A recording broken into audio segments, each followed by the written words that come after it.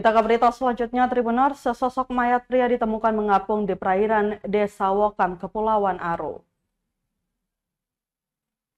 Warga Desa Wokam, Kecamatan Pulau Aro, Kabupaten Kepulauan Aro, dihebohkan dengan temuan jasad terapung di perairan Tanjung Lampung, Minggu 31 Maret 2024. Jasad tersebut berjenis kelamin laki-laki dan ditemukan nelayan sekitar pukul 11 siang.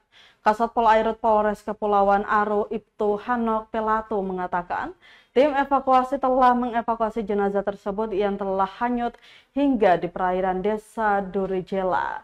Jenazah tersebut kemudian dibawa ke RSUD Dobo untuk dilakukan identifikasi.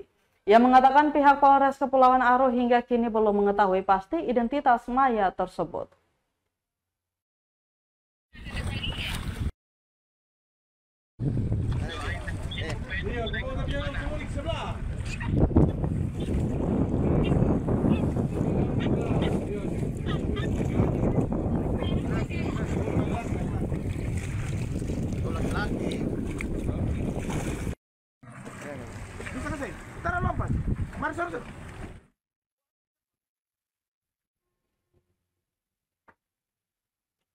Download Tribun X sekarang, menghadirkan lokal menjadi Indonesia.